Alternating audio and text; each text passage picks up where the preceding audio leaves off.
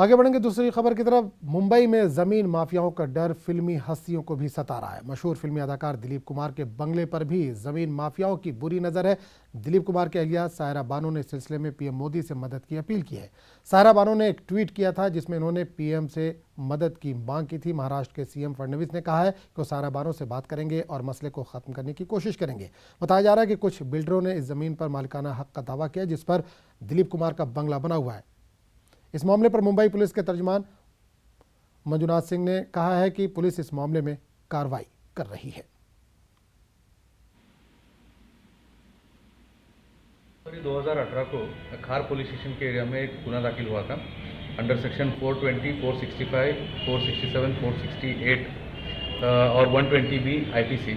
इसमें समीर भोजवानी जो 57 इयर्स के अक्यूज्ड है ये गुने में, तो उन्होंने डॉक्यूमेंट्स फोर्ज करके और जो कंप्लेनेंट है सायरा बानो उनका चीटिंग किया था, ये कंप्लेंट के ऊपर गुना दाखिल हुआ था। इसमें दोनों केस में इन्वेस्टिगेशन चालू है और आई एम श्योर कि पुलिस स्टेशन की इन्वेस्टिगेशन ऑफिसर सिचुएशन असेस करेंगे।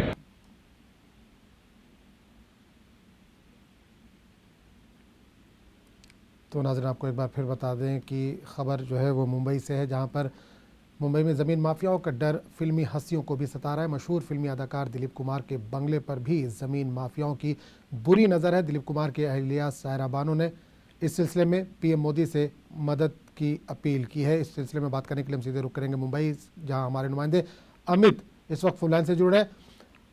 अमित, जानना चाहेंगे, मशहूर फिल्मी अदाकार दिलीप कुमार के बंगले पर ज़मीन माफियाओं की बुरी नज़र है। सायरा बानो ने ट्वीट करके मदद की गुहार लगाई है। क्या ताज़ा अपडेट है इसमें?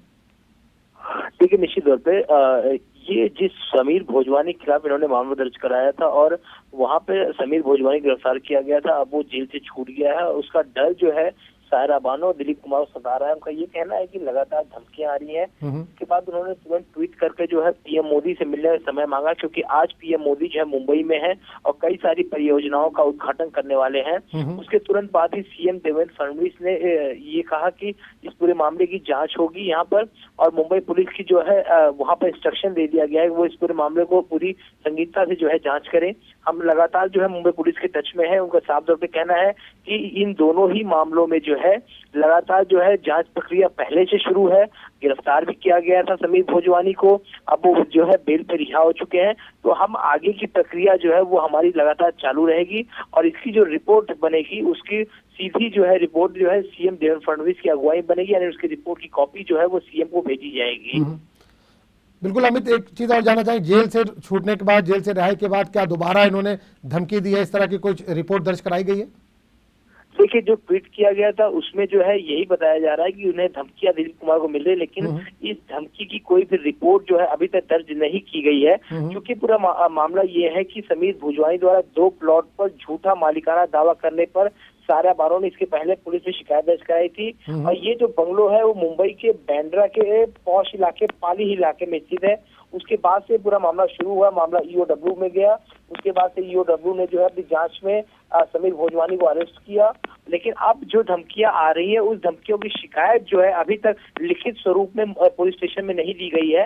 ये ट्वीट करके ही इस बात की जानकारी दी गई है, लेकिन इसके ट्वीट के बाद से ही मुख्यमंत्री ने कहा कि वो खुद इस पूरे मामले को देखेंगे और मुंबई पुलिस को भी इंस्ट्रक्शन दिया गया है कि जल्द इस मामले में कार्रवाई करें और जो भी दोषी है उसके ऊपर सख्त सख्त कार्रवाई की जाए। उसकी रिपोर्ट जो है तुरंत महाराष्ट्र गृह मंत्रालय को सौंपी जाए। चलिए अमित, इस तमाम जानकारी के लिए आपका बहुत बहुत शुक्रिया।